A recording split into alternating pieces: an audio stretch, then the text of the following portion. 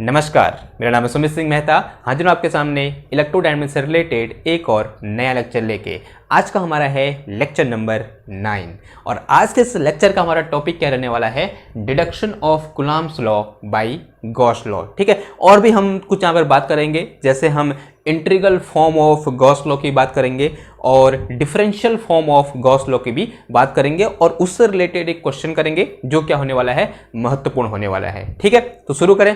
देखो, पिछले लेक्चर में कुछ हम ऐसा कुछ कर रहे थे जो कि मैंने मिटाया भी नहीं है और आई होप आपने पिछला लेक्चर देखा होगा तो आपको समझ में आ रहा होगा कि हमने अभी तक हम कहाँ तक पहुंचे हुए हैं। और कुछ ऐसी सिचुएशन आई थी हमारे पास कि हमने ये बोला था कि जो गॉस लॉ होता है वो वैलिड है बिकॉज कूलम्ब्स लॉ क्या करता है, इनवर्स स्क्वायर लॉ को फॉलो करता है। जैसे कि हमने यहाँ पर लिखा था, जो पॉइंट नंबर 3 है, Gauss law is valid only when Coulomb's law follow inverse square law. ठीक है, इसका मतलब क्या हुआ कि जो गॉस लॉ होता है वो कूलम्ब्स लॉ के क्या होता है, इक्विवेलेंट होता है। ऐसा हमने पिछले लेक्चर में कुछ एक स्टेटमेंट ऐसे पास किया था और वही मैंने यहाँ पर लिखा हुआ है। ठीक है, और ये पिछले लेक्चर में भी लिखा हुआ था। ओके, नाउ इसका मतलब अगर दोनों इक्विवेलेंट है, कहने का मतलब ये है कि हम क्या कर सकते हैं, गॉस लॉ की हेल्प से कूलम्ब्स लॉ क्या कर सकते हैं, ड्राइव कर सकते हैं। तो जो नेक्स्ट हेडिंग आई थी हमारी वो क्या आई थी, deduction of Coulomb's law by Gauss law. तो स्टार्ट करें यहाँ पर। ओके, तो सबसे पहले जो एम है हमारा वो तुमको पता चल गया है कि हमें क्या करना है, कूलम्ब्स लॉ को क्या करना है, उसका डेरिवेटिव करना है, या मतलब बोल सकते हैं, डेरिवेटिव नहीं बोलेंगे, डेरिवेटिव गलत बोल दिया मैंने, यानी उसको ड्राइव करना है हमें कूलम्ब्स लॉ। कूलम्ब्स लॉ कैसे ड्राइव करते हैं, कूलम्ब्स लॉ ड्राइव करने का मतलब ये फॉर्मूला कि F is equal to 1/4 pi epsilon naught, यानी अगर मैं इसको यहाँ पर लिखूँ कि हमें क्या दिया हुआ है, गॉस लॉ दिया है। गॉस लॉ क्या होता है मेरे पास, फाई ई यानी electric flux is equal to कुछ ऐसा होता है मेरे पास कि Q enclosed divided by epsilon not, ये होता है। And this is equal to किसके बराबर है मेरे पास, integration close integration over a surface S E dot N cap into D S. ये क्या था, हमारा गॉस लॉ था। और हमने इस गॉस लॉ की हेल्प से क्या निकालना है, कूलम्ब्स लॉ निकालना है। और कूलम्ब्स लॉ क्या होता है मेरे पास कि F is equal to 1/4 pi epsilon naught Q1 Q2 upon r square, Q1 Q2 upon curly r square, और यहाँ पर क्या आ जाएगा, ये आर कैप आ जाएगा। ठीक है, अगर यहाँ स्मॉल आर लिख दो, स्मॉल आर लिख दो।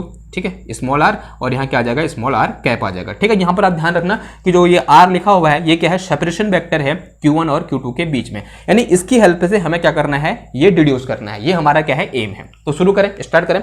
ओके, तो उसके लिए पहले क्या चाहिए हमको, एक सोर्स चार्ज चाहिए और एक क्या चाहिए हमको, पॉइंट चार्ज चाहिए। ठीक है, तो अज्यूम करो कि मेरे पास क्या है कि एक यहाँ पर इस तरीके से सोर्स चार्ज है। Let us say this source charge is Q। इस सोर्स चार्ज का नाम क्या है, कैपिटल Q है। और मैं क्या करना चाह रहा हूँ कि यहाँ पर कोई एक टेस्ट चार्ज रख दिया हमने, क्या रख दिया, test charge, and this test charge is Q0। ठीक है, और मैं क्या करना चाह रहा हूं कि ये सोर्स चार्ज के कारण इस टेस्ट चार्ज में कितना फोर्स लगेगा ये मैं निकालना चाह रहा हूं। ठीक है, तो कैसे निकाल सकते हैं, अगर आप थोड़ा बहुत इसको सोचो, हमने एक चीज पढ़ी थी कि जो हमारे पास फोर्स इक्वल टू होता है, या बोल सकते हैं जो इलेक्ट्रिक फील्ड होता है वो क्या होता है, force per unit test charge होता है, या फिर force F is equal to, क्या पढ़ा था हमने, सिंस वी नो कि force F is equal to Q0 test charge into क्या होता है, इलेक्ट्रिक फील्ड E होता है। तो अगर मेरे को इस सोर्स चार्ज के कारण इस पर्टिकुलर पॉइंट पर, ठीक है, क्या इस पर्टिकुलर पॉइंट पर क्या मिल जाए कि कितना इलेक्ट्रिक फील्ड है वो मिल जाए, तो यहां से मैं सिर्फ इसको Q0 से मल्टीप्लाई करके F निकाल सकता हूं। और इसका मतलब अगर मैंने ये निकाल दिया तो मैंने क्या कर दिया, कूलम्ब्स लॉ को मतलब ड्राइव कर दिया। तो यही मुझे करना है। ओके, ना थोड़ा सा अज्यूम करो कि इन दोनों के बीच का सेपरेशन कितना है। Let us say this separation is R।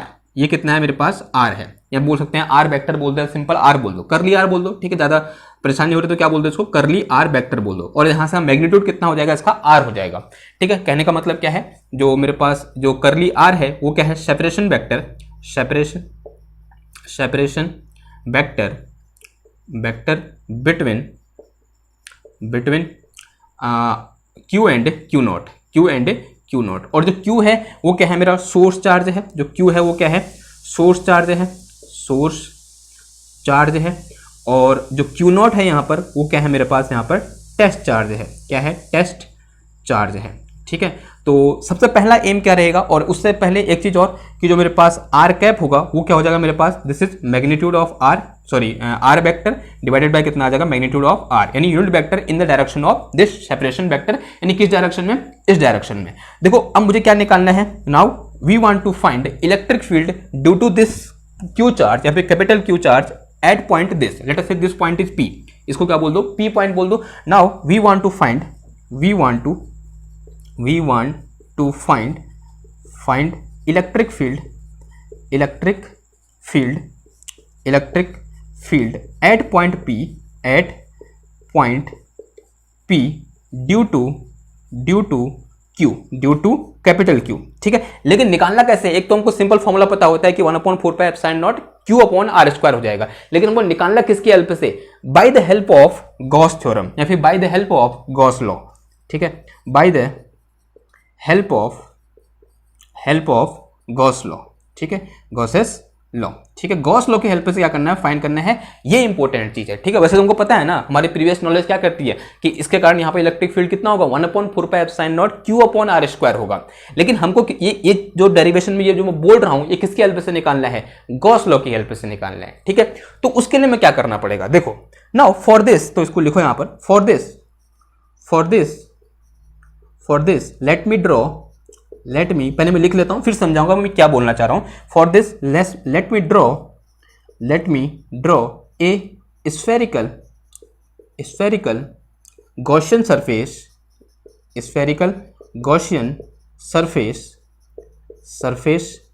passing through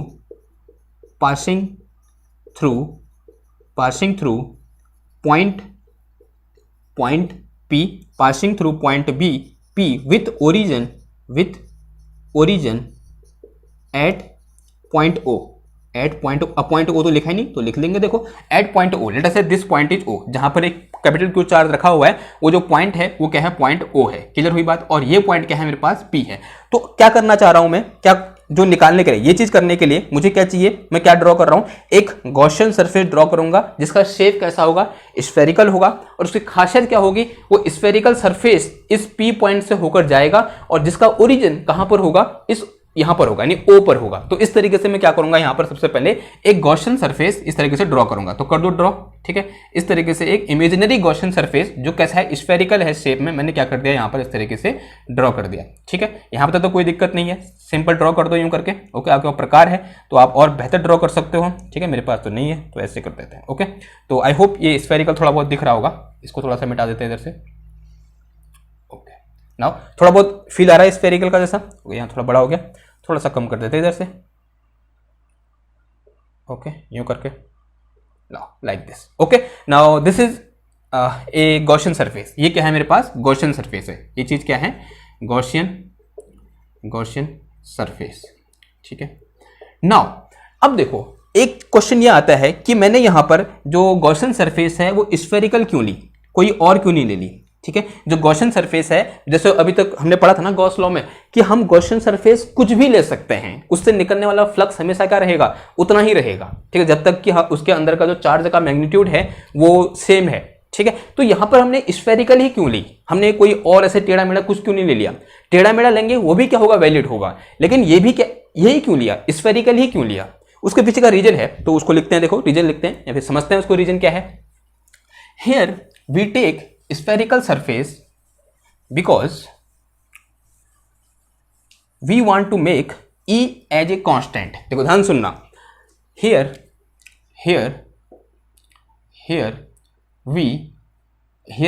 we can take any surface as Gaussian surface since we know, since important चीज है, ठीक है। अभी थोड़ा बहुत ऐसा हुआ लग रहा होगा आपको, लेकिन जो मैं लाइन लिख रहा हूं ना, बहुत इंपॉर्टेंट चीज है। since we know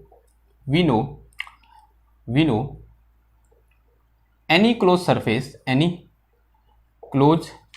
surface can be taken as Gaussian surface, but here we take spherical Gaussian surface, spherical surface because we want to make electric field at surface constant, ठीक है, at surface constant. ठीक है, हम क्या करना चाह रहे हैं कि इस सरफेस पर जो इलेक्ट्रिक फील्ड है उसको कांस्टेंट करना चाह रहे हैं, तभी हमने यहां पर क्या ले ली, एक स्फेरिकल गॉसियन सरफेस ली। अगर यहां पर गॉसियन सरफेस स्फेरिकल न होकर कुछ और होती, ठीक है, एक बात समझना, लिखना मत, खाली समझना। देखो ये क्यू है, ओके, तो गॉसियन सरफेस मान लिया ये है, ठीक, गॉसियन सरफेस क्या है, ये है। अब देखो इस पॉइंट पे इलेक्ट्रिक फील्ड कुछ और होता, इस पॉइंट पे इलेक्ट्रिक फील्ड कुछ और होता, इस पॉइंट पे इलेक्ट्रिक फील्ड कुछ और होता है। क्यों? क्योंकि उसकी यहां से डिस्टेंस क्या है, अलग है, और हम सब जानते हैं इलेक्ट्रिक फील्ड जो सेपरेशन वेक्टर होता है उसके मैग्नीट्यूड के स्क्वायर के इनवर्सली प्रोपोर्शनल होता है। अब अगर मैं इसी की जगह क्या ले लेता, एक स्फेरिकल गॉसियन सरफेस ले लिया मैंने यूं करके, ठीक है। अब देखो यानी यहां से यहां तक डिस्टेंस का मतलब इसकी रेडियस, यानी जितना ये है उतना ही ये है, उतना ही ये है और उतना ही ये है, यानी यहां पर जितना इलेक्ट्रिक फील्ड होगा उतना ही यहां भी होगा, उतना ही यहां भी होगा और उतना ही यहां भी होगा। यही रीजन है कि मैंने यहां पर क्या ली, गॉसियन सरफेस कैसी ली, मैंने स्फेरिकल ली। और इसको हम यही बोलते हैं कि हमने कैसी सरफेस ली, एक स्फेरिकली सिमेट्रिक गॉसियन सरफेस हमने यहां पर क्या कर रखी है, अज्यूम कर रखी है। समझ में आई बात? ठीक है, एक बहुत मतलब छोटी सी बात है लेकिन क्या है, बहुत इंपॉर्टेंट बात है। क्लियर हुई बात? ओके। और एक चीज और है कि जो अगर इलेक्ट्रिक फील्ड क्या कांस्टेंट है तो उसको मैं इंटीग्रेशन से बाहर ला सकता हूं, और जब वो इंटीग्रेशन के बाहर आएगा, जैसे इंटीग्रेशन होता है ना गॉस लॉ में, अभी आपने गॉस लॉ लिखा नहीं है लेकिन गॉस लॉ पिछले लेक्चर में लिखा है, तो गॉस लॉ में इंटीग्रेशन होता है E dot N cap into D S. तो अगर मुझे ई इंटीग्रेशन से बाहर लाना है, क्योंकि मुझे ई फाइंड करना है, तो उसके लिए मुझे क्या करना पड़ेगा, ई को इंटीग्रेशन से बाहर लाना पड़ेगा। तो उसके लिए मुझे यहां पर जो सिमेट्री होनी चाहिए वो कैसी होनी चाहिए, स्फेरिकली सिमेट्रिक होना चाहिए, तभी वो होगा। देखो वो कैसे होगा। Now second thing is that, and as we want to, यहां पर लिख के चलो, as we want to find E, हम क्या निकालना चाहते हैं, E निकालना चाहते हैं, यानी इलेक्ट्रिक फील्ड निकालना चाहते हैं, या फिर मैग्नीट्यूड ऑफ इलेक्ट्रिक फील्ड। देखो magnitude of electric field find करते हैं एक्चुअल में हम गॉस थ्योरम की हेल्प से। Okay, as we want to find magnitude of E, so we have to bring out, we have to take it out from integration sign, integration sign, ठीक है। and this is possible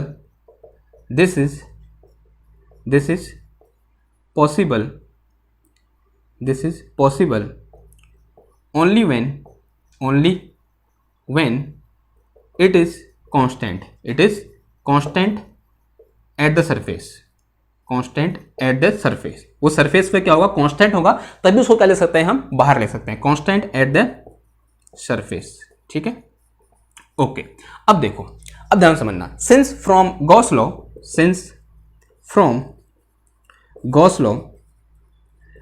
law हमें क्या पता होता है, देखो integration, close integration over a surface S, this is E dot N cap into D s, this will be equal to Q upon epsilon naught, या फिर Q enclosed divided by epsilon naught. Okay, now अब देखो electric field तो क्या है, यहां पे electric field direction क्या होगी बता सकते हो आप, इसके कारण इस क्यू चार्ज के कारण इलेक्ट्रिक फील्ड डायरेक्शन कहां की ओर होगी, बाहर की ओर। कहां की ओर, बाहर की ओर। ठीक है, अब देखो ध्यान सुनना, अगर मैं यहां पर जो ये गॉसियन सरफेस है वो स्फेरिकल न लेके कुछ और लेता तब थोड़ा गड़बड़ हो जाती। देखो ऐसा क्यों बोल रहा हूं मैं, क्योंकि क्या होना चाहिए, ई बाहर लेने के लिए यहां पर जो ई की डायरेक्शन और एन कैप की डायरेक्शन, दोनों की डायरेक्शन क्या होनी चाहिए, सेम होनी चाहिए। थोड़ा ध्यान सुनना कि यहां पर अगर ई को बाहर लेना ना तो डॉट प्रोडक्ट सॉल्व करना पड़ेगा। ठीक है, अगर डॉट प्रोडक्ट की जगह कुछ और आ जाता, ठीक है, माना यहां पर जो एन कैप की जगह कुछ ऐसा आता जो ई की डायरेक्शन में नहीं है, तो ई पूरा का पूरा बाहर नहीं आता, उसका एक कंपोनेंट बाहर आता। लेकिन यहां पर अगर मैं ई की डायरेक्शन और एन की डायरेक्शन दोनों सेम हो, तभी क्या होगा, पूरा का पूरा ई इस इंटीग्रेशन से बाहर आएगा। और उसके लिए क्या होना पड़ेगा, जिस डायरेक्शन में इलेक्ट्रिक फील्ड है उसी डायरेक्शन में क्या होना पड़ेगा, एन कैप होना पड़ेगा। अभी मेरे पास ये क्या है, एक स्फेरिकली सिमेट्रिक है, या बोल सकते हैं एक स्फेरिकल सेल है, या फिर स्फेरिकल गॉसियन सरफेस है, और इसमें यहां पर यूनिट वेक्टर की जो यूनिट वेक्टर होगा वो इस डायरेक्शन में क्या होगा, आर कैप होगा, बिकॉज किस डायरेक्शन, रेडियल डायरेक्शन में होता है, तो this thing is are cap. तो यहां पर आप देख सकते हो कि जो मेरा इलेक्ट्रिक फील्ड है वो एन कैप की डायरेक्शन में है, और यहां पर एन कैप की जगह क्या है, आर कैप है। क्लियर है इतनी बात? ओके, नाउ यानी यहां पर जो एंगल है थीटा है in between r cap and E, this is zero. वो कितना है, जीरो है। या तो ये एंगल जीरो होना चाहिए यहाँ क्या होना चाहिए 180 होना चाहिए, ताकि मैं इस ई को क्या कर सकूं, इस इंटीग्रेशन के साइन से बाहर ले सकूं। समझ में आ रही बात? हमेशा यह ध्यान रखना कि गॉसियन सरफेस हमें इस तरीके से अज्यूम करना है, अगर मुझे इलेक्ट्रिक फील्ड फाइंड करना है कि by the help of Gauss law किसी एक पॉइंट पर हमें इलेक्ट्रिक फील्ड इस तरीके हमें गॉसियन सरफेस इस तरीके से अज्यूम करना है कि उस पॉइंट पर इलेक्ट्रिक फील्ड की डायरेक्शन और इस यूनिट वेक्टर की डायरेक्शन जो कि नॉर्मल टू द सरफेस होगा कि डायरेक्शन सेम होनी चाहिए या दोनों क्या होना चाहिए, एंटी पैरेलल होने चाहिए, यानी दोनों के बीच का एंगल है तो 0 होना चाहिए। और यहां पर ये भी हो सकता है, लेकिन हम ये वाला केस लेके चल रहे हैं, और पाई थीटा इक्वल टू क्या हो सकता है, पाई भी पॉसिबल है, तब भी यहां पर इस ई को क्या लिख सकते हैं, बाहर लिख सकते हैं, लेकिन विद नेगेटिव साइन आएगा, वो अलग बात है। ठीक है, इतनी बात क्लियर है ना। अब यहां पर देखो, अब यहां पर जो मेरे पास यहां पर लिखो, चलो देखो क्या हो जाएगा, इंटीग्रेशन, डबल इंटीग्रेशन लगा दो, दिस इज ई कैप, और यानी किस डायरेक्शन में है ये, अब आर कैप डायरेक्शन में है, तो आर कैप डायरेक्शन में तो कितना हो जाएगा, देखो this is E vector dot are vector, या फिर आर कैप, या फिर करली आर लिख दो, क्या आ जाएगा, करली आर। अब ds, ds in the direction of are cap, यानी आर कैप की डायरेक्शन में डीएस क्या होगा, फिलहाल के लिए इसको ऐसे लिखो यार, कैसे लिखो, स्मॉल आर लिख दो, ये वाला आर, ठीक है, क्योंकि वही सही रहेगा, क्योंकि कंफ्यूज हो जाएगा नहीं तो, क्योंकि आप स्फेरिकल कोऑर्डिनेट सिस्टम में आर कैप ऐसे पढ़ा है ना आपने, तो इसको आर वेक्टर लिख दो, ठीक है, कंफ्यूज मत होना, आर वेक्टर समझ लो क्या है, सेपरेशन वेक्टर है, तो this is are cap, okay, this is are cap. Now अब DS, what will be the DS, DS की वैल्यू क्या होगी, बताओ डीएस की वैल्यू क्या होगी, डीएस यानी area element in the direction of are cap, क्या होता है मेरे पास, देखो तो जो डीएस इक्वल टू हो जाएगा वो आर कैप डायरेक्शन में निकालना है ना, तो आर कैप डायरेक्शन में निकालना, तो इसका मतलब this is dl theta, dl phi, dl theta क्या होता है, आर डी थीटा, और ये क्या होता है मेरे पास, R sine theta d phi, ठीक है, ये पढ़ा है आपने, this is R square sine theta d theta d phi, ऐसा आ गया। तो this is the area element in the direction of are cap, किस कोऑर्डिनेट सिस्टम में, स्फेरिकल कोऑर्डिनेट सिस्टम है। अब स्फेरिकल कोऑर्डिनेट सिस्टम में क्यों चूज किया, because there is a spherical symmetry, so it is मतलब क्या होगा हमारे लिए बेनिफिशियल होगा कि हम किसका यूज करें, स्फेरिकल कोऑर्डिनेट सिस्टम का यूज करें। तो दिस इज आर कैप, फिर ये क्या आ जाएगा मेरे पास यहाँ पर, दिस इज आर स्क्वायर, और फिर क्या आ जाएगा साइन थीटा, एंड फिर डी थीटा, एंड फिर डी फाई। और एक चीज और, हम कहां पर हैं, ऑलरेडी सरफेस पर हैं, तो इसकी जो कितना आ जाएगा, कैपिटल आर आ जाएगा, यानी जो इसकी क्या है, रेडियस है, ठीक है, इसकी रेडियस कितना अज्यूम कर लो, आर अज्यूम कर लो, तो late us say this radius is are, ठीक है, ये रेडियस कितनी अज्यूम कर ली हमने, आर अज्यूम कर ली, क्लियर है इतनी बात। अब देखो, या फिर स्मॉल आर ले लो, यहां पर ये ले रखा है, तो इसको भी हमको, सॉरी यार, चलो ऐसे ही बोल दो, चलो इसको हटा दो, ठीक है, और इसको स्मॉल आर लिख दो, ठीक, ओके, इस तरीके से, क्लियर है इतनी बात। अब देखो, अब ये दोनों क्या है, सेम डायरेक्शन में, तो यहां सिर्फ क्या बचेगा मेरे पास, ई बचेगा, और ई क्या हो जाएगा, बाहर आ जाएगा। देखो सिंस जो मेरे पास ई डॉट आर कैप आएगा, ये किसके बराबर आएगा, ई के बराबर आएगा, because both have the same direction, दोनों क्या सेम डायरेक्शन में है, ठीक है, ओके, यही इंपॉर्टेंट चीज है, यही क्या है, रीजन है किसके पीछे, ये ऐसा गॉसियन सरफेस लेने के पीछे, ताकि ये ऐसा आ जाए, यहां पर ई आ जाए, तो यहां पर ई आएगा, तो ई क्या हो जाएगा, इंटीग्रेशन से बाहर आ जाएगा। अब ये कांस्टेंट क्यों हुआ, बिकॉज हर जगह क्या है, कांस्टेंट है, ठीक, किधर है बात, तो अब क्या आ गया, ये बाहर आ गया, इधर से इधर बाहर आएगा। और एक चीज और, यहां पर जो लिमिट होगी, तो लिमिट कहां से, थीटा की लिमिट कहां से हो जाएगी, थीटा से, थीटा की 0 से पाई, और फाई की कहां से कहां हो जाएगी, 0 से 2 पाई हो जाएगी, ठीक, इतना तो हाँ सही है, ओके ना। अब देखो ई बाहर आ जाएगा, तो ई बाहर आ गया, तो अंदर कितना बच जाएगा, आर स्क्वायर, तो आर स्क्वायर कॉन्स्टेंट है, अगेन आर स्क्वायर भी बाहर आ जाएगा, तो ये हो जाएगा मेरे पास कितना, ई आर स्क्वायर, और ये टर्म आया मेरे पास, तो this is double integration, this is r sine theta d theta d phi, क्या आ जाएगा, साइन थीटा डी थीटा, और this is d phi, okay, कुछ ऐसा हुआ, ओके, इक्वल में तो था, इक्वल में कितना आ जाएगा, क्यू इनक्लोज, यानी Q upon epsilon naught, and this is equal to Q upon epsilon naught, ठीक है, ये राइट हैंड साइड जैसे है वैसे लिखते रहना, ओके ना। अब limit, this is 0 to pi, and this is 0 से 2 पाई, ऐसा कुछ हुआ। अब देखो इसे सॉल्व करोगे, आंसर कितना आएगा, बहुत बार कर लिया हमने, दिस विल बी 4 पाई, कितना आएगा आंसर, 4 पाई आएगा, तो यहां से उठा के लिख दो फिर 4 pi, this will be equal to 4 pi, तो कितना आ गया, देखो मेरे पास यहाँ पर ई आर स्क्वायर इंटू कितना आ गया, 4 पाई आ गया, and this is equal to, ये आ गया मेरे पास कितना, क्यू अपॉन एप्सिलॉन नॉट आया। अब देखो ई इक्वल टू कितना आ गया मेरे पास, यहाँ पर ई इक्वल टू आ गया मेरे पास 1 upon 4 pi epsilon naught, and Q upon क्या आ गया, आर स्क्वायर आ गया। तो this is the magnitude of electric field at point P, किस पॉइंट पर, इस पॉइंट P पर जो मैग्नीट्यूड ऑफ इलेक्ट्रिक फील्ड है वो कितना निकल के आया, E इक्वल टू 1/4πε0 Q/r²। ये हमको पहले से पता था, ऐसा होता है, पहले से पता था। लेकिन इंपॉर्टेंट चीज क्या है कि ये चीज हम कहां से लाए, इस गॉस थ्योरम की हेल्प से लाए। हमने गॉस थ्योरम लिखी और गॉस थ्योरम से हम कहां पहुंच गए, इलेक्ट्रिक फील्ड में पहुंच गए। ठीक है, गॉस थ्योरम हमने लिखी और उससे कहां पहुंच गए हम, जो इलेक्ट्रिक फील्ड हमने पहले ही हम जानते थे कि यहां पर इतना होगा, उसमें पहुंच गए। ओके, लेकिन ये क्या है, मैग्नीट्यूड निकला। अब डायरेक्शन कैसे निकालेंगे, डायरेक्शन निकालेंगे हम अपने कॉमन सेंस की हेल्प से। ठीक है, अब देखो ये क्या है, मेरे पास क्यू चार्ज है, प्लस क्यू चार्ज है, ऑब्वियस सी बात है, तो direction will be in the direction of are cap. ठीक है, तो अगर मैं इसको डायरेक्शन के टर्म में लिखना चाहूंगा तो क्या हो जाएगा, ये हो जाएगा मेरे पास, लिखो फटाफट, ई वेक्टर इक्वल टू हो जाएगा कितना, ओके मिटा दो इसको, देखो ई वेक्टर इक्वल टू हो जाएगा, तो in vector form E vector equal to 1/4πε0 Q/r², और this is are cap. Okay, तो this one will be the R cap, तो ये क्या हो जाएगा, मेरा आर कैप हो जाएगा। नाउ हमें तो क्या चाहिए, कुलाम्स लॉ चाहिए, तो कुलाम्स लॉ निकालने के लिए क्या कर दोगे, वो लगा दोगे जो फॉर्मूला तो फर्स्ट में लिखा था कि F इज इक्वल टू क्या हो जाएगा मेरे पास, QE हो जाएगा। तो force F is equal to कितना हो जाएगा मेरे पास, Q0, यानी जो वहां पर क्या था हमारे पास टेस्ट आता, वो तो मिटा दिया मैंने यहाँ पर, तो Q0 इंटू कितना हो जाएगा, वेक्टर E हो जाएगा, ये वैल्यू लिखिए यहाँ पर। तो F इज इक्वल टू आ गया मेरे पास कितना, 1/4πε0, and this is Q0, and Q upon में कितना आया, r², और इंटू कितना आ गया, आर कैप। यही क्या है हमारा, कुलॉम्स लॉ है, it is Coulomb's law, it is Coulomb's law, ये क्या है हमारा, कुलॉम्स लॉ है। क्लियर है इतनी बात, ओके ना। ये चीज तो आपने वहां पे की थी, 12th में भी की थी कि आपने गॉस लॉ पढ़ा, और गॉस लॉ से आपने क्या कर दिया था, कुलॉम्स लॉ मतलब निकाल दिया था। तो यहाँ पर नई चीज क्या सीखने को, मतलब क्या हमें सीखने को मिली, देखो यहाँ पर ये नई चीज हमें ये सीखने को मिली, ये चीजें क्लास 12th में हमसे छुपा दी जाती हैं। ऑब्वियसली बात है, वो ऑब्वियस रीजन होते हैं, क्योंकि आप उस समय आपने वेक्टर एनालिसिस उतने बेहतरीन तरीके से, जितना अभी आपने पढ़ा है, इतना बेहतरीन तरीके से नहीं पढ़ा होता है, और आप इस तरीके से करते भी नहीं हो उसको। ठीक है, क्लियर है बात।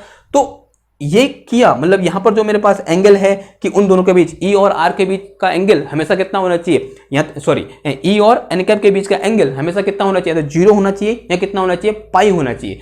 और हमें क्या करना पड़ता है, ई को कांस्टेंट बनाना पड़ता है जैसे जैसे करके। ठीक है, और उस तरीके का हमें गॉसियन सरफेस अज्यूम करना पड़ता है, ताकि ई क्या बन जाए, कांस्टेंट बन जाए। हम कोई भी गॉसियन सरफेस ले सकते हैं, लेकिन वो हमारे लिए क्या है, बेनिफिशियल नहीं है, वो हमारे लिए क्या बना जाएगा, दुविधा बन जाएगी। तो हमारे लिए सहूलियत हो तो हम क्या लेंगे, स्फेरिकल गॉसियन सरफेस लेंगे। ठीक है, अगर कोई और हमारे पास सिमेट्री होगी, वहां पर माना सिलेंड्रिकल सिमेट्री है, तो वहां पर गॉसियन सरफेस कैसा हो जाएगा, हमारा सिलेंड्रिकल हो जाएगा। क्लियर है इतनी बात, ओके। तो आई होप ये चीज हमने थोड़ा यहाँ पर नहीं सीखी, और मैं आशा करता हूं कि आपको ये चीज समझ में आई होगी। थोड़ा अब आगे बढ़े, ठीक है। तो ये क्या हो गया, हमारा deduction of Coulomb's law by the help of Gauss law हो गया। ओके, नाउ थोड़ा बहुत आगे बढ़ते हैं और बात करते हैं किसकी, integral form of Gauss law. Hint डालो अगली, integral form of Gauss law, integral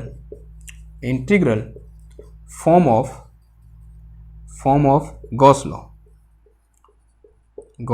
law.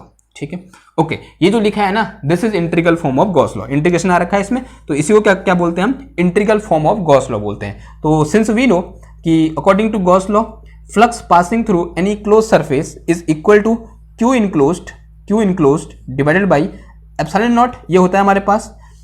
And we also know from our definition of flux, since phi equal to क्या होता है हमारे पास, फाई ई इक्वल टू होता है क्या मेरे पास, close integration over any close surface S. अगर मेरे पास कोई क्लोज सरफेस एस है, then E dot N cap into D s. ठीक है, ये होता है। तो from these two equation we can write as, if we combine these two equation, देखो दोनों में क्या है, लेफ्ट हैंड साइड सेम है, तो राइट हैंड साइड भी क्या होगा, सेम होगा।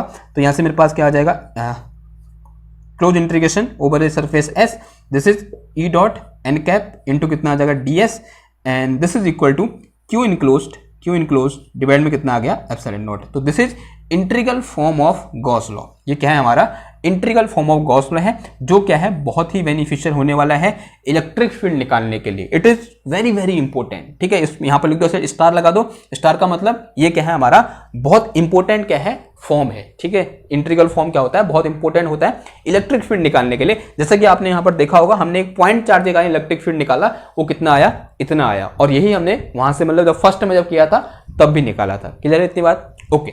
नाउ जो नेक्स्ट है, ठीक है, इसको याद कर लेना कि integral form of Gauss law ये होता है।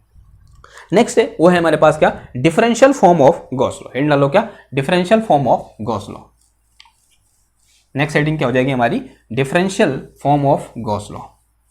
देखो क्या होती है, किसी को याद है तो बताओ फटाफट कि क्या होता है differential form of Gauss law. Next जो चीज है वो क्या है, differential form of Gauss law, differential form of Gauss's law. Okay, now since we know integral form of Gauss law is written as like this. Integral form of Gauss law क्या होता है कि close integration over a S surface S, this is E dot N cap into D s and this is equal to Q enclosed divide में कितना आ जाएगा, epsilon naught आ जाएगा। ठीक है, ऐसा कुछ हुआ। नाउ थोड़ी देर अज्यूम करो कि मेरे पास क्या है, एक स्फेरिकल सरफेस है, या बोल सकते हैं स्फेरिकल गॉसियन सरफेस है।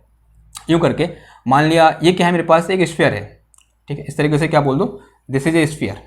ठीक है, ये क्या है, एक स्फेरिकल सरफेस है और इस स्फेरिकल सरफेस के अंदर कुछ चार्ज डिस्ट्रीब्यूटेड है। मान लिया कितना चार्ज डिस्ट्रीब्यूटेड है, क्यू इनक्लोज, यानी इसके अंदर ये एक सरफेस एस है। ठीक है, ये क्या है, कोई एक सरफेस एस है और इसके अंदर कुछ चार्ज क्या है, डिस्ट्रीब्यूटेड है और कुछ इस तरीके से डिस्ट्रीब्यूटेड होगा। ठीक है, इस तरीके से मान लिया इसके अंदर क्या है, कुछ क्यू चार्ज डिस्ट्रीब्यूटेड है। ठीक है, कितना चार्ज डिस्ट्रीब्यूटेड है, क्यू चार्ज डिस्ट्रीब्यूटेड है। नाउ अब ये क्या है, कौन सा चार्ज डिस्ट्रीब्यूशन होगा यहाँ पर, अगर सरफेस है, अगर क्लोज सरफेस है तो क्लोज सरफेस का मतलब उसके अंदर क्या है, वॉल्यूम है। देखो कोई भी सरफेस किस चीज को क्लोज करती है, वॉल्यूम को क्लोज करती है, तो ये क्या है, एक वॉल्यूम है, ये क्या है, एक वॉल्यूम है यूं करके। ओके, नाउ यानी यहां पर हमको क्या डिफाइन करना पड़ेगा, वॉल्यूम चार्ज डेंसिटी क्या करना पड़ेगा, डिफाइन करना पड़ेगा। तो इसकी क्या होगी, कुछ वॉल्यूम चार्ज डेंसिटी होगी। तो अज्यूम कर लो, let volume charge density, volume charge density, जो वॉल्यूम चार्ज डेंसिटी है वो कितनी है, रो है। Let us say this volume charge density will be rho. Now question is that कि what will be the total charge inside this surface, जो surface S है यानी ये क्यू इनक्लोज्ड क्या होगा, यानी इसके अंदर जो टोटल चार्ज है उसकी वैल्यू क्या होगी। तो अगर मैं यहां से निकालना चाहूं क्या, टोटल चार्ज या फिर Q enclosed inside the Gaussian surface, inside the surface S. ठीक है, सरफेस एस कितना होगा बताओ, बता सकता है कोई इंसान मेरे को कि जो क्यू इनक्लोज होगा, जो टोटल चार्ज इसके अंदर, जो सरफेस एस है इसके अंदर इस तरीके से कुछ charge density, volume charge density कितनी है, रो है, तो इसके अंदर टोटल कितना चार्ज होगा। हमने बहुत ऐसे क्वेश्चन कर रखे हैं, जब हमने चार्ज डेंसिटी के बारे में पढ़ा था तो हमने कुछ ऐसे पढ़ा था कि Q enclosed is equal to क्या होता है हमारे पास, इंटीग्रेशन, और वो भी कौन सा वाला, वॉल्यूम इंटीग्रेशन, क्योंकि 3 डायमेंशन केस है, एक वॉल्यूम के अंदर चार्ज डिस्ट्रीब्यूटेड है। तो दिस इज रो इनटू क्या होता है हमारे पास, डी टाउ होता है। क्या होता है, इंटीग्रेशन रो इनटू डी टाउ। क्लियर है इतनी बात, ये हमने पढ़ा हुआ है, आप लेक्चर देख लीजिए। तो क्यू इनक्लोज इक्वल टू कितना आ जाएगा, इंटीग्रेशन रो इनटू डी टाउ आ जाएगा। रो क्या होता है यहाँ पर, वॉल्यूम चार्ज डेंसिटी, यानी volume per unit, charge per unit volume. Clear है इतनी बात ना। अब देखो, तो क्यू इनक्लोज की जगह मैं ये चीज पुट कर सकता हूं, तो इसको उठा के कहां रख दो, इधर रख दो। तो यहां से मेरे पास देखो क्या आ जाएगा, close integration, this is S, this is E dot N cap into D S. तो this will be equal to, ये 1/ε0 ऐसे रहा, और अंदर कितना आ गया, इंटीग्रेशन, और over a volume we, and इसकी जो कितना आ जाएगा, दिस इज रो इंटू कितना आ गया, डी टाउ आ गया। कितना आ जाएगा, रो इंटू डी टाउ आ जाएगा। अब देखो, तो अनदर दिस इज ए, इसको भी हम क्या बोल सकते हैं, इंटीग्रल फॉर्म बोल सकते हैं। इसी का क्या है, एक मॉडिफाई फॉर्म है। ठीक है, इसको भी ऐसे लिख दो, ये काम आएगा। ठीक है, बहुत इंपॉर्टेंट है, ये चीज क्या आएगी, हमारे काम आएगी ना। अब भी ये क्या नहीं है, डिफरेंशियल फॉर्म नहीं है, यहां पर क्या आ रहा है, इंटीग्रेशन आ रहा है। डिफरेंशियल फॉर्म में क्या आना चाहिए, डिफरेंशिएशन जैसा वहां पर हमको कुछ दिखना चाहिए। देखो उसके लिए मुझे क्या करना पड़ेगा, एक थ्योरम याद आती है हमको, कौन सी वाली, फ्रॉम डाइवर्जेंस थ्योरम। कहां से, फ्रॉम डाइवर्जेंस थ्योरम। देखो डाइवर्जेंस थ्योरम से हमें क्या पता होता है कि अगर मेरे पास कोई एक सरफेस इंटीग्रल या फिर over a close surface of a vector A which is n cap into D s, and this is equal to क्या होता है, volume integration, this is equal to volume integration of divergence of A into d tau. ये हमने पढ़ा है ना, पढ़ा नहीं पढ़ा बताओ, this is our divergence theorem. Okay, now इस केस में ई की जो कितना है, ए है, ई की जो कितना है, ए है, यहाँ पे ए की जगह कितना है, ई है। तो अगर मैं यहाँ से लिखूँ तो फ्रॉम डाइवर्जेंस थ्योरम हमारे पास क्या हो जाएगा, यहाँ लिखूँ या फिर इधर लिख दें, तो चलो इधर लिख दें। तो फ्रॉम डाइवर्जेंस थ्योरम हमारे पास ई डॉट या फिर close integration E dot N cap d S is equal to क्या आ जाएगा, integration over a volume V del dot E into d tau आ जाएगा। देखो क्या आ जाएगा, हेंस या फिर सो लिखो, so close integration over a surface S, this is E dot N cap into D s, this will be equal to integration volume over a volume V divergence of E into कितना आ जाएगा, d tau आ जाएगा। ठीक है, तो इसका मतलब इसकी जगह मैं ये लिख सकता हूं, तो यहां लिख दो, इसको कुछ इक्वेशन नंबर 1 बोल दो। तो नाउ इन इक्वेशन 1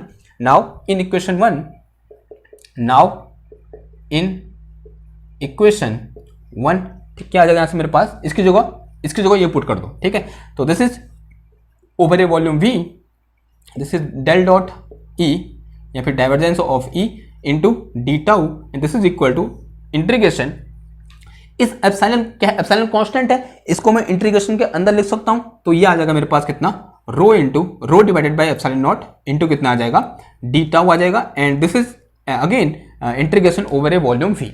अगर आप यहां पर ध्यान से देखोगे राइट हैंड साइड में और लेफ्ट हैंड साइड में दोनों जगह जो इंटीग्रेशन है वो किसके ओवर है, वॉल्यूम के ओवर है। इसका मतलब ये दो क्या होंगे, इक्वल होंगे। तो it means hence we can right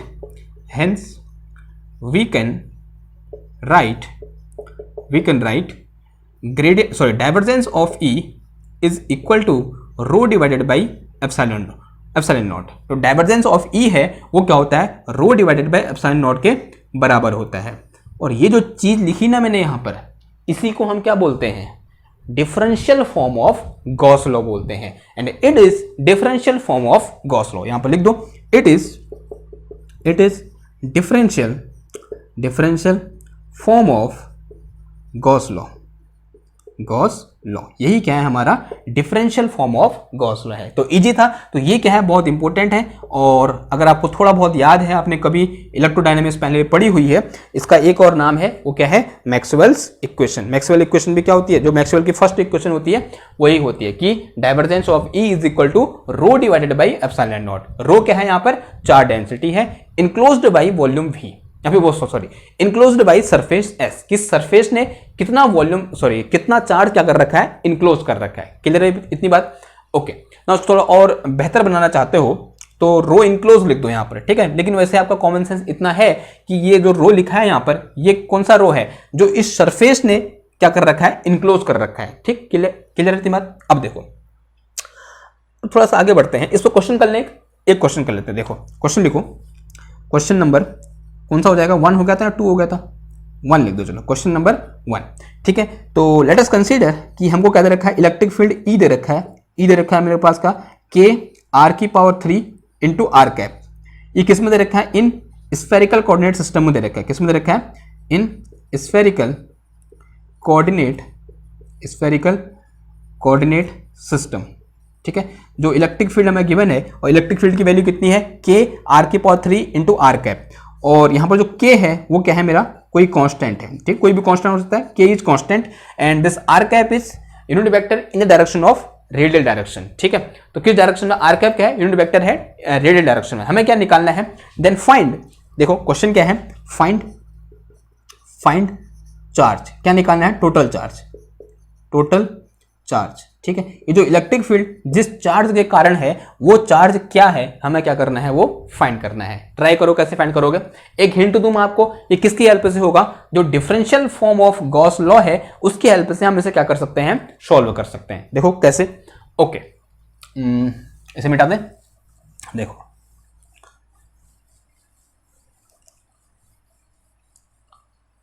now सबसे पहले क्या निकाल देंगे इधर से, अगर मेरे को differential form of Gauss law पता है, रो निकाल देंगे।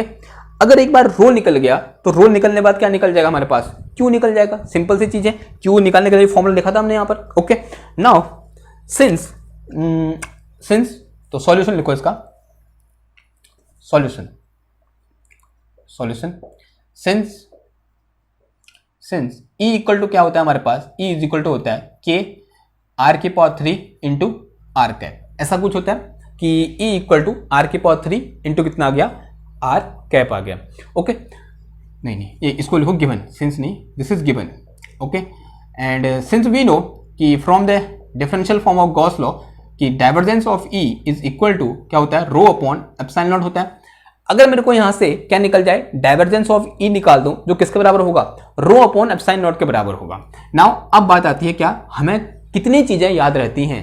ओके ना अब बात आती है किसकी, कि जो हमने पढ़ा था ना वेक्टर एनालिसिस में कि डाइवर्जेंस इन स्फेरिकल कोऑर्डिनेट सिस्टम को हम किस तरीके से लिखते हैं, वो यहां पर क्या होगा, यूज होगा। इसका एक तरीका तो ये है कि आप इस E को किस में चेंज कर दो, कार्टेशियन कोऑर्डिनेट सिस्टम में चेंज करो, फिर इस आर कैप को भी किस में चेंज करो, कार्टेशियन कोऑर्डिनेट सिस्टम में चेंज करो। उसके बाद कार्टेशियन कोऑर्डिनेट सिस्टम में जिस तरीके से हम डाइवर्जेंस को लिखते हैं उस तरीके से क्या करो, फाइंड करो। वो क्या है, एक बहुत लंबा वे है। तो आसान वे क्या है कि हमारे पास जो डेल है या फिर जो डाइवर्जेंस ऑफ E है उसको हम किस में कैलकुलेट करें, स्फेरिकल कोऑर्डिनेट सिस्टम में ही क्या करें, कैलकुलेट करें।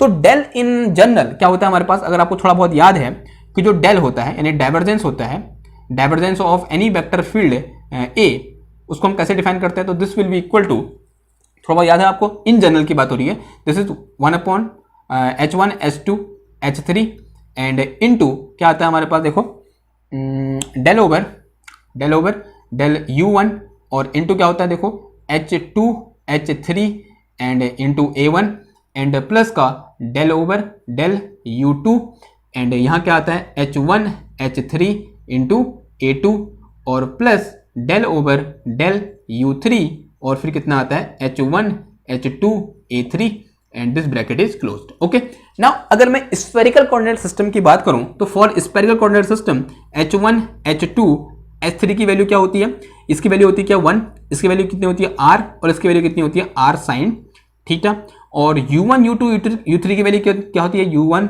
U2 U3, ये क्या होता है मेरे पास r होता है, ये क्या होता है थीटा होता है और ये क्या होता है फाई होता है। ठीक है, इतना चीज हमें पता होना चाहिए। क्लियर है इतनी बात। नाउ अब अगर मैं क्या लिखूं, यहां से डाइवर्जेंस ऑफ A लिखूं, क्या लिखूं, डाइवर्जेंस ऑफ A लिखूं in spherical coordinate system, then this will be equal to 1 over r square sine theta हो जाएगा, ये 1 over r square sine theta, फिर कितना आ जाएगा ये डेल ओवर डेल r और इनटू कितना हो जाएगा H2 H3 यानी क्या हो जाएगा r square sine theta, r square sine theta और फिर कितना आ जाएगा A1 आ जाएगा एंड फिर प्लस देखो अगर आप थोड़ा बहुत गौर से देखो ना तो यहां पर सिर्फ मेरे पास क्या है A1 है, क्योंकि कंपोनेंट ऑफ इलेक्ट्रिक फील्ड, इसको मैं ये लिख सकता हूं, देखो इसको प्लस 0 इंटू थीटा कैप फिर प्लस 0 इंटू फाई कैप लिख सकता हूं। यानी इस इलेक्ट्रिक फील्ड के फाई कैप डायरेक्शन में और थीटा कैप डायरेक्शन में कंपोनेंट क्या है, 0 है। तो कंपोनेंट सिर्फ किस डायरेक्शन में है, आर कैप डायरेक्शन में है, तो मेरा इससे क्या हो जाएगा, काम चल जाएगा, क्योंकि इसके बाद को तो अपने आप ही क्या हो जाएगा, 0 हो जाएगा। तो आप वो लिख लेना। ठीक है, मैं यहां पर इसको क्या करता हूं, स्टॉप करता हूं। ओके क्लियर है बात ना। यानी सिर्फ मेरे पास क्या है A1 है और A2 और A3 की वैल्यू क्या है हमारे गिवन फील्ड के लिए, जो E फील्ड हमें गिवन है, यहां पर A की जो कितना है E है और A1 की जो कितना है ये है KR क्यूब है। ओके तो सिर्फ इतना है मेरे पास, तो इसको उठा के यहां रख दो, फिर क्या दिक्कत है। तो divergence of E equal to कितना आ जाएगा, देखो तो this is equal to 1 over this is r square and फिर कितना आ गया sine theta and into this is del over del r और अंदर कितना हो जाएगा r square and this is sine theta, फिर A1 की जो कितना आ जाएगा KR की पावर 3 आ जाएगा, क्या आ जाएगा KR की power 3 and this bracket is closed. Clear. अब देखो नाउ फ्रॉम हियर या फिर divergence of E is equal to 1 over this is r square and फिर कितना आ जाएगा ये साइन थीटा। देखो K बाहर है, कॉमन कांस्टेंट है, बाहर आ जाएगा, कॉमन नहीं क्या कांस्टेंट है, बाहर आ जाएगा, साइन थीटा भी कांस्टेंट है, बाहर आ जाएगा, तो अंदर बाहर क्या आ जाएगा मेरे पास K साइन थीटा आएगा और अंदर कितना बचेगा डेल ओवर या फिर partial over partial r of किसका आ जाएगा मेरे पास r की पावर 5। ठीक है, 3 2 5, r की पावर कितना आ गया 5 आ गया। देखो इस साइन से ये साइन चला गया और फिर कितना आ जाएगा, देखो divergence of E is equal to ये आ गया मेरे पास कितना 1 over r square into del over del r of this, यानी कितना आ जाएगा ये 5, r की पावर कितना आ गया 4 आ गया और इससे ये कितने बार कैंसिल हो गया, 2 बार कैंसिल हो गया। तो यहां से मेरे पास divergence of E is equal to कितना आ गया 5r स्क्वायर आ गया, कितना आ गया ये 5r²। अगर मैं सही लिखा है तो divergence of E equal to कितना आया, 5r² आ गया। Now from the Gauss theorem this divergence of E is equal to क्या हो जाएगा मेरे पास, देखो divergence of E is equal to rho upon epsilon naught होता है, तो यहां से रो इक्वल टू आ जाएगा मेरे पास कितना, epsilon naught into divergence of E, यानी कितना आ जाएगा 5r²। तो ये आ गया मेरे पास कितना 5 एप्सिलॉन नॉट कितना आ गया, r² आ गया, कितना आ गया 5 एप्सिलॉन नॉट r²। तो ये चीज क्या निकला मेरा, रो निकल गया, क्या निकल गया, रो। तो दिस इज माई रो कितना आ गया 5 एप्सिलॉन नॉट r²। नाउ अब मुझे चाहिए क्या, टोटल चार्ज चाहिए, तो टोटल चार्ज निकाल दो। नाउ टोटल चार्ज, अगला लिखो total charge.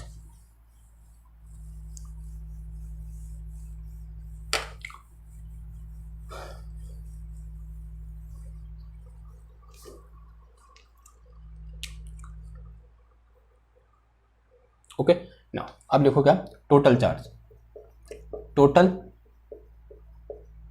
Charge. Okay now total charge के लिए क्या क्या क्या लिख दोगे बताओ। तो total charge Q equal to क्या होता है, integration over a volume V rho into d tau, ये फॉर्मूला है हमारे पास, ये हमने पढ़ा हुआ है। तो यहां से मेरे पास Q इक्वल टू कितना आ गया, ट्रिपल इंटीग्रेशन, देखो रो की जो कितना है मेरे पास 5r² है, कितना है मेरे पास देखो 5r² है, और फिर d tau in spherical coordinate system कितना हो जाएगा बताओ इसका आंसर। तो this will be equal to, ये आ जाएगा मेरे पास कितना r², क्या आ जाएगा r² sine theta d theta and d phi. तो this is my volume component या फिर volume element in spherical coordinate system. Okay and this is equal to, this is triple integration and this is 5r की power कितना आ गया, ये 4 आ गया, and this one is sine theta and फिर क्या आ जाएगा dr, फिर डी थीटा और फिर क्या आ जाएगा डी फाई आ जाएगा ना। अब बात आती है किसकी, लिमिट की, किसकी बात आती है, लिमिट की बात आती है। तो r की लिमिट कहां से कहां होगी, थीटा की लिमिट कहां से कहां होगी, और फाई की लिमिट कहां से कहां होगी। अगर थीटा और फाई की बात करूं, हमें पता है जो थीटा है वो 0 से पाई होता है, और जो फाई है वो 0 से कहां होता है, 2 पाई होता है। जो r होता है वो एक्चुअल में 0 से इन्फिनिटी होता है। ओके नाउ अब मेरा जो चार्ज डिस्ट्रीब्यूशन होगा वो एक पर्टिकुलर रीजन में तो होगा ना, ठीक है, कहां होगा, एक पर्टिकुलर रीजन में होगा ना। अज्यूम कर लो वो रीजन क्या है, कुछ ऐसा है, ठीक है, कि जो चार्ज डिस्ट्रीब्यूशन है हमारा, जो रो है वो एक स्फेरिकली सिमेट्रिक है, कैसा है, स्फेरिकली सिमेट्रिक है, और अज्यूम कर लो कहां से कहां है, 0 से r है, ठीक है, 0 से कहां है r है, यानी ये जो रेडियस है वो कितनी है, r है। इसके अंदर क्या है, ये जो रो चार्ज क्या है इसके अंदर डिस्ट्रीब्यूटेड है, ऐसा हम अज्यूम कर सकते हैं, ठीक है। ओके इस तरीके से रो चार्ज है, ओके, जो किसके अंदर है, एक स्फीयर के अंदर है, ऐसा अज्यूम कर लो, ठीक है, और जिसका जो डिस्ट्रीब्यूशन है वो कहां से कहां है, r इक्वल टू 0 से लेकर r equal to capital R तक है, ठीक है। यहां पर हम ये भी लिख सकते हैं लेकिन कोई फायदा नहीं होगा, ये इन्फिनिटी आ जाएगा, चार्ज की वैल्यू कितनी आ जाएगी, इनफाइनाइट आ जाएगी ऐसा करने पर, अगर मैं लिमिट ये रखता हूं। लेकिन मुझे क्या चाहिए, एक ऐसा आंसर चाहिए जिसको मैं क्या कर सकूं, विजुअलाइज कर सकूं। तो उसके लिए मुझे अज्यूम करना पड़ेगा कि जो ये रो चार्ज डेंसिटी है वो कहां है, किसकी है, इस स्फीयर की है जिसकी रेडियस कितनी है, r है। ओके तो this is rho, this thing is rho. Okay कितना है इसका चार्ज डेंसिटी, रो है। तो लिमिट कहां से कहां हो जाएगी इसकी, 0 से कैपिटल R लिख दो। ओके वैसे तो क्वेश्चन में देना चाहिए था कि जो जिसके कारण ये इलेक्ट्रिक फील्ड है उसकी जो चार्ज डेंसिटी है वो कैसी है, एक स्फीयर के अंदर है, ठीक है, यानी कैसी हो, स्फेरिकली सिमेट्रिक है, ठीक। उसने बोला भी था थोड़ा बहुत, मतलब हिंट दिया था कि जो यहाँ पर जो यूज किया है हमने वो क्या किया है, स्फेरिकल कोऑर्डिनेट सिस्टम हमने क्या कर रखा है, यूज कर रखा है। ओके इतनी बात क्लियर है। ओके तो ये हो गया मेरे पास, तो दिस इज इक्वल टू, तो 5 और sine d theta d phi का कितना हो जाएगा, ये 5 इंटू 4 पाई आ जाएगा, 5 इंटू 4 पाई आ जाएगा, और फिर ये कितना आ जाएगा देखो, r की पावर 5 डिवाइडेड बाई 5 और लिमिट 0 से कितना आ गया, r आ गया, 5 से 5 कैंसिल हो गया, ये एप्सिलॉन नॉट भी था यार कहीं, 5 एप्सिलॉन नॉट भी था, ठीक है, एप्सिलॉन नॉट, और यहाँ भी आएगा, और जो कि इंटीग्रेशन से बाहर आ जाएगा एप्सिलॉन नॉट, और यहाँ भी क्या होगा इस तरीके से एप्सिलॉन नॉट। तो this is equal to 4 pi epsilon naught into r की पावर 5, और वो भी कौन सा वाला, कैपिटल R की पावर कितना आ गया, 5 आ गया।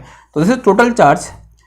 इस चार्ज के कारण इलेक्ट्रिक फील्ड की वैल्यू कितनी है, इतनी है, कितनी है, इतनी है, यानी k r की पावर 3 r कैप। ओके किस चार्ज के कारण, इस चार्ज के कारण, यानी 4 पाई एप्सिलॉन नॉट r²। किधर बात, तो ये क्या निकल गया, हमारा चार्ज निकल गया। तो इस तरीके से क्या कर सकते हैं हम, इस टाइप के क्वेश्चन में जो हमारे पास differential form of Gauss law है वो क्या होता है, यूज होता है। अगर मैं आपको ये बात बोलूं कि जो differential form of Gauss law उतना मतलब क्या बोल सकते हैं उसको, बेनिफिशियल नहीं होता है जितना बेनिफिशियल कौन है, हमारा integral form of Gauss law है। मतलब अभी इतने सारे क्वेश्चन आएंगे integral form of Gauss law में, आप मतलब करते करते थक जाओगे। अगर वो सारे क्वेश्चन आपने कर लिए ना, फिर समझ लो आपको गॉस लॉ मतलब आ गया। अगर आपने सारे क्वेश्चन नहीं किए तो गॉस लॉ में फिर भी आपको क्या रहेगी, थोड़ा बहुत शंका रहेगी। क्लियर बात। तो एक आध क्वेश्चन यहाँ पर और कर लेते हैं, जैसे वो स्क्वायर वाले क्वेश्चन होते हैं, ठीक है, थोड़ा आपको परेशान करते हैं, तो उस टाइप के क्वेश्चन एक आध देख लेते हैं। और जो एप्लीकेशन है मतलब बोल सकते हैं इंटीग्रल फॉर्म में जो क्वेश्चन आते हैं उसमें उसको कहाँ करेंगे, नेक्स्ट लेक्चर में करेंगे। Clear, okay. तो इसे मिटाऊं मैं इधर, ओके, स्क्रीनशॉट ले लेना आप, ठीक है, ओके। नाउ एक आध क्वेश्चन और करते हैं जो इंपॉर्टेंट क्वेश्चन होते हैं, ठीक। जो स्क्वायर के सेंटर में रख देगा कोई एक चार्ज है या फिर उसका एक कॉर्नर में रख देगा तो एक फेज से कितना फ्लक्स पास करेगा, इस टाइप के क्वेश्चन कर लेते हैं, ठीक है। तो ये क्वेश्चन नंबर 1 था। तो क्वेश्चन नंबर 2 लिखो। तो क्वेश्चन 2 है कि मेरे पास क्या है, एक इस तरीके से एक स्क्वायर है यूं करके, ठीक, ओके। स्क्वायर ऐसा दिखना चाहिए पहले, ये फिर यहाँ बना दूं यूं करके,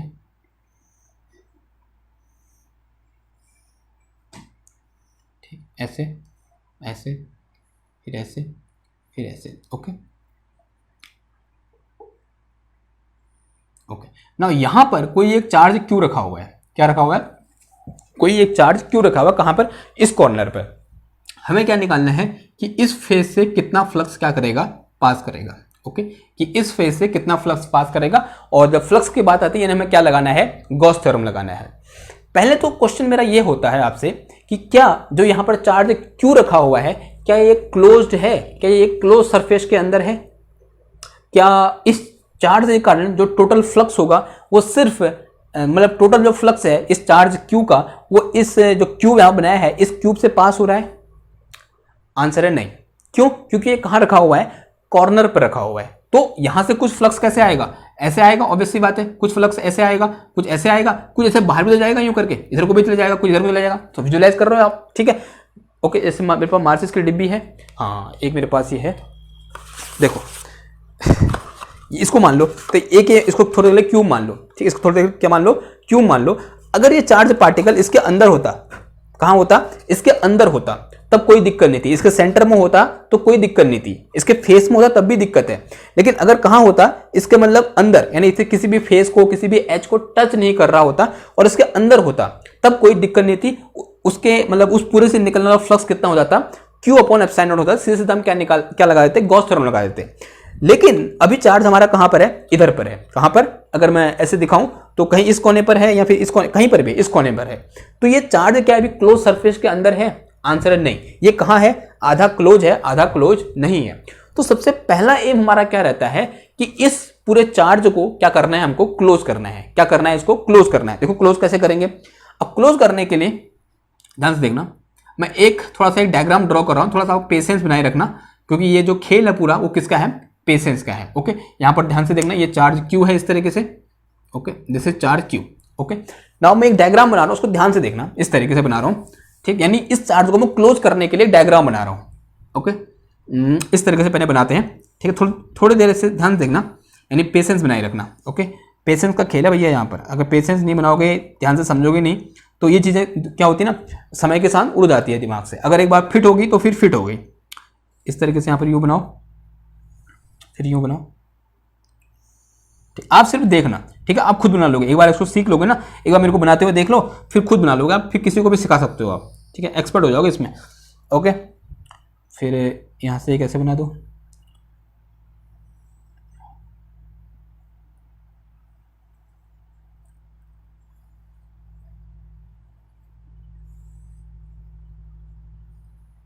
ओके, देखो मैं करना क्या चाह रहा हूँ ना, इसको ढकना चाह रहा हूँ। देखो ढकने के लिए क्या करना पड़ेगा मेरे को, एक क्यूब यहाँ से लगाना पड़ेगा, एक क्यूब पीछे से, और एक क्यूब और पीछे से, एक क्यूब नीचे से, एक क्यूब नीचे से, एक क्यूब और इधर से, एक क्यूब इधर से, यानी 1 2 3 3 क्यूब ये हो गए, 1 2 3, और फिर 4 क्यूब इसके नीचे लगाने पड़ेंगे यूं करके। क्लियर बात, ठीक है, यानी 3 डिब्बे, यानी एक इंक्लूडेड दिस, 4 डिब्बे ऊपर 4 डिब्बे नीचे, तभी ये क्या होगा, बंद हो पाएगा, तभी ये जो क्यू है यहाँ पर एक क्लोज सरफेस के अंदर आ पाएगा।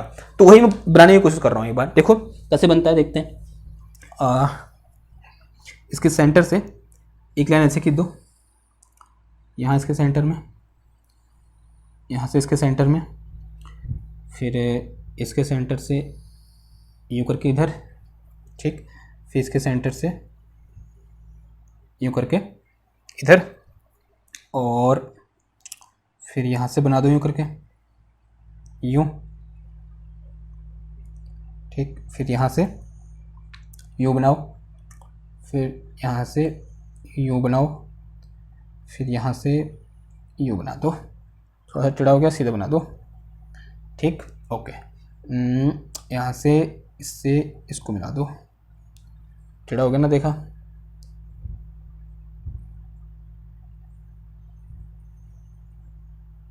यूँ करके, ठीक ना। अब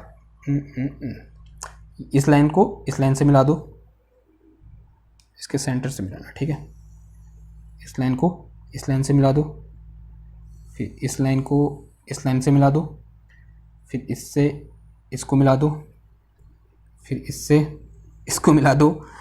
मुझे लग रहा है ये, सॉरी गलत हो गया, ठीक है, आप खुद बनाना इसको, हाँ, इससे इसको मिलाया, फिर इससे इसको मिलाया, फिर यहाँ पर इन तीनों को मिला दो, फिर यूँ, फिर यूँ। आई थिंक अब हो गया। देखो इनमें से मुझे ये वाला ढूंढना है। ये वाला कौन सा वाला है? ये वाला जो बाहर की ओर है, दिख रहा है आपको थोड़ा बहुत? अगर मैं यहाँ पर थोड़ा सा देखने की कोशिश करूँ, एक मिनट है, देखो इसको देखो, ये थोड़ा सा डार्क कर रहा हूँ, ठीक है, उसको मैं, इसको देखो, फिर इसको देखो, फिर इसको, फिर ये, फिर ये, फिर ये, फिर ये, फिर ये, फिर ये, और फिर यहाँ से ये, फिर ये, फिर ये, ठीक है, दिख रहा है? ये जो डार्क किया है मैंने, ये कौन सा वाला है? ऐसे बाहर वाला है। और यहाँ पर क्या रखा है मैंने? चार्ज क्यू रखा है, ठीक है। पहले ये अकेला था, पहले ये चार, मतलब ये जो बॉक्स है ये अकेला था। इस चार्ज क्यू को कवर करने के लिए मैंने एक बॉक्स ये वाला रखा, एक बॉक्स ये वाला रखा, एक बॉक्स ये रखा, एक बॉक्स ये रखा, और एक बॉक्स ये रखा, और एक बॉक्स ये रखा, और एक इसके पीछे रखा है, ठीक है। टोटल कितने बॉक्स रखे हैं? 4 बॉक्स। देखो 1 2 3 4, 4 बॉक्स ऊपर है और 4 बॉक्स नीचे हैं, दिख रहे हैं आपको? 1 2 3 4, 4 बॉक्स नीचे हैं और 4 बॉक्स कहाँ है? ऊपर है। अब देखो मुझे क्या निकालना है इस सरफेस से, इस फेस से। कौन से वाले से? अगर मैं इसको थोड़ा सा, चलो ऐसे बनाऊं, ओके, इस फेस से, ये वाला जो फेस है ना, इस फेस से कितना फ्लक्स निकलेगा वो मुझे क्या करना है? बताना है। अब देखो सबसे पहले क्या गिनूं कि यहाँ टोटल नंबर ऑफ फेस कितने हैं, टोटल नंबर ऑफ फेस कितने हैं, यानी बाहर वाले। देखो टोटल नंबर ऑफ फेस कितने हैं? 1 2 3 4, 4 ऊपर, 1 2 3 4, देखो 4 ऊपर है, 4 टॉप में है, देखो टॉप में है 4, और 4 इस साइड है, राइट हैंड साइड है, 4 राइट हैंड साइड है, तो 4 ही कहाँ होंगे? लेफ्ट हैंड साइड होंगे। तो 4 फेस कहाँ है? लेफ्ट हैंड साइड है। और 4 फेस कहाँ होंगे? पीछे होंगे, तो +4 पीछे हो गया। और 4 ही कहाँ होंगे? आगे होंगे। 4 कहाँ होंगे? आगे होंगे। और 4 कहाँ होंगे? नीचे बॉटम में होंगे, ठीक है। तो 4 कहाँ है मेरे पास? बॉटम में। तो 1 2 3 4 5 6, ठीक, समझ में हो गए? तो 4 फेस इधर है, ऐसे ही जैसे मैंने यहाँ पर ये वाला डार्क किया ना, तो ऐसे ही डार्क फेस 4 इधर है, 4 ऊपर है, 4 नीचे है, 4 इस साइड है, 4 सामने है, और 4 कहाँ है? पीछे है। तो ऐसे ही कितने? 6 बार। तो टोटल कितना हो गया ये? 1 2 3 4 5 6, 6 चौको 24 हो गए। तो 24 फेस है। कितने फेस है? 24 फेस। तो 24 फेसों ने मिलकर इस चार्ज क्यू को क्या कर रखा है? क्लोज कर रखा है, ऐसा बोल सकता हूं मैं। तो अब देखो, तो इन 24 फेस से निकलने वाला फ्लक्स कितना हो जाएगा? जो फाइव टोटल होगा वो कितना हो जाएगा? Q/ε0, Q enclosed divided by ε0। यानी 24 फेस से कितना फ्लक्स पास कर रहा है? Q इनक्लोज्ड डिवाइडेड बाई ε0, या सिंपल क्या बोल दो उसको? Q/ε0 बोल दो। अब मुझे क्या निकालना है कि एक फेस से कितना निकलेगा। तो फ्लक्स फ्रॉम वन फेस, तो फ्लक्स फ्रॉम वन फेस कितना हो जाएगा? 1 से इतना है, मतलब सॉरी 24 से इतना है, तो 1 से कितना हो जाएगा? This divided by 24। तो ये आ जाएगा मेरे पास कितना? Q डिवाइडेड बाई कितना आ जाएगा? 24/ε0। तो this will be our answer. एक बहुत इंपॉर्टेंट क्वेश्चन है, ठीक है। पहली बार पढ़ने में थोड़ा टाइम लगता है, लेकिन अगर आपको एक बार समझ में आ गया तो फिर ये जन्म जन्म तक आपके दिमाग से नहीं हटेगा। क्लियर है इतनी बात? ओके, आई होप आपको समझ में आया होगा। अगर समझ में नहीं आया तो व्हाट्सअप कर दो। ओके, तो एक क्वेश्चन और करते हैं, ऐसा आपको मतलब थोड़ा सा क्या हो जाएगा, हैबिट हो जाएगी आपकी, ठीक है, इस टाइप क्वेश्चन करने की। एक क्वेश्चन और कर लेते हैं। तो इस टाइप से देखो कि अगेन मेरे पास क्या है, इस तरीके से एक क्यूब है, यूं करके, ठीक।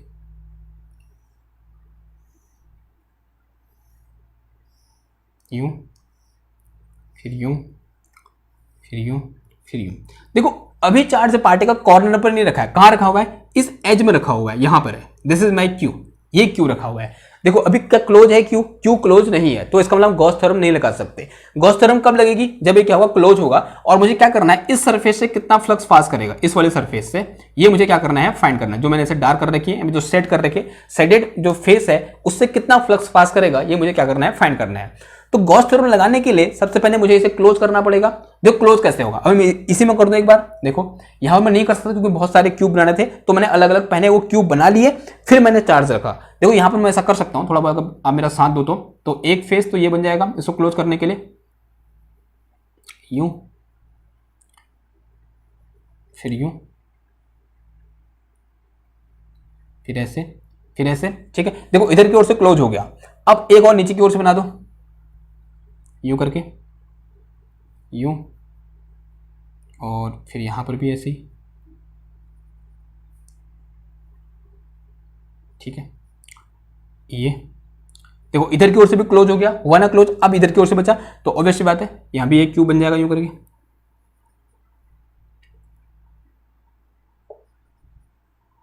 यूं बना गया। अब देखो हो गया ना क्लोज, पूरा क्लोज हो गया। देखो आप इससे इसको विजुलाइज कर सकते हो, मतलब यहां पर विजुलाइज करना थोड़ा क्या था, कठिन था, क्योंकि नंबर ऑफ क्यूब क्या थे, बहुत ज्यादा थे। देखो यहां पर आप इतने क्यूब से क्या हो गया है, ये क्लोज हो गया है। अब देखो, अब जो इसका फ्लक्स है, इस क्यू चार्ज का जो फ्लक्स है वो कितने फेस से पास कर रहा है, अगर आप ध्यान से देखो, देखो चार फेस कहां है, सामने के साइड है, 1 2 3 4, तो 4 कहां है, सामने के साइड है, प्लस, और 4 ही कहां होंगे, पीछे के साइड होंगे, तो 4 कहां है, पीछे के साइड है, प्लस 2 कहां है, ऊपर है, 2 कहां है, ऊपर है, प्लस 2 ही कहां होंगे, नीचे होंगे। ध्यान से देखो 2 कहां है, नीचे है, और 2 कहां होंगे, राइट में होंगे, प्लस 2, 2 राइट में है, और 2 ही कहां होंगे, लेफ्ट में होंगे, प्लस 2 कहां हो जाएंगे, राइट में हो जाएगा। तो ये टोटल कितना हो गया, 4 4 8 9 10 11 12 13 14 15 16, तो कितना फेस है टोटल, यहाँ पर 16 फेस है। यानी इस चार्ज क्यू का फ्लक्स कितने फेस से पास कर रहा है, 16 फेस से क्या कर रहा है, पास कर रहा है। तो ये जो टोटल फ्लक्स हो जाएगा, फ्लक्स पासिंग थ्रू 16 फेस, तो total flux is equal to कितना आ जाएगा, क्यू अपॉन एप्सिलॉन नॉट, ठीक है। क्लोज करने के बाद तो कितना आएगा, क्यू अपॉन एप्सिलॉन नॉट। ना 16 फेस से इतना फ्लक्स क्या कर रहा है, पास कर रहा है। तो एक फेस से कितना फ्लक्स पास करेगा, तो 5 फ्रॉम 1 फेस कितना हो जाएगा बताओ, एक फेस से कितना हो जाएगा, डिवाइडेड बाय कितना, 16 आ जाएगा। तो Q upon 16 upon epsilon naught आ जाएगा, सॉरी 16 एप्सिलॉन नॉट आ जाएगा, ठीक। क्लियर है बात। तो this is the flux passing through this one. तो इससे कितना फ्लक्स पास करेगा, Q upon 16 epsilon not flux क्या करेगा, इससे पास करेगा। क्लियर है इतनी बात। तो ये क्या थे, कुछ इंपॉर्टेंट क्वेश्चन थे, ठीक है। और भी क्वेश्चन हो सकते हैं, अगर आपके पास आपके आईआईटी या बहुत से जेई की किसने कोचिंग की होगी, तो वहाँ पर इस टाइप के क्वेश्चन क्या होते हैं, बहुत पूछे जाते हैं। तो वहाँ से अगर कोई क्वेश्चन आपको मिलता है, ऐसे कुछ क्यूब दे रखा है, उसके सेंटर में रख दिया, उसके बीच में रख दिया, कहीं पर भी रख दिया, तो और फिर उस क्यूब के एक फेस से 2 फेस से कितना फ्लक्स पास कर रहा है ये निकालो। ओके, अगर 1 से निकाला, 2 से निकालना तो बड़ा आसान है, मल्टीप्लाई बाय 2 कर दो, ठीक है, उसमें कोई दिक्कत नहीं होनी चाहिए आपको। फिलहाल आई होप इतने क्वेश्चन, 2 क्वेश्चन यहाँ पर बहुत हैं इस लेवल में। और भी जो क्वेश्चन आएंगे, एक्चुअल में जो ग्रेजुएशन में इस टाइप के क्वेश्चन नहीं आते हैं। क्वेश्चन कहाँ से आते हैं, integral form of Gauss law से आते हैं। वो क्या होने वाला है, एक महत्वपूर्ण होने वाला है, जिसको हम दूसरे नाम से, किस नाम से जानते हैं, application of integral form of Gauss law के नाम से भी जानते हैं, ठीक है। तो आने वाला जो लेक्चर होगा वो उसी को क्या होगा, डेडिकेटेड होगा, जो क्या होने वाला है, एक बेहतरीन लेक्चर होने वाला है, बहुत इंपॉर्टेंट लेक्चर होने वाला है आपके यूनिवर्सिटी के एग्जाम के पर्सपेक्टिव से, या फिर आप किसी भी कॉम्पिटेटिव एग्जाम जैसे नेट, गेट, जैम, किसी की भी तैयारी कर रहे हो उसके मतलब हिसाब से। क्लियर इतनी बात। तो आज के लिए बस इतना ही, यहीं पर इस लेक्चर को एंड करते हैं। मिलते हैं आपसे नेक्स्ट क्लास में एक और बेहतरीन टॉपिक के साथ। तब तक के लिए थैंक यू, धन्यवाद।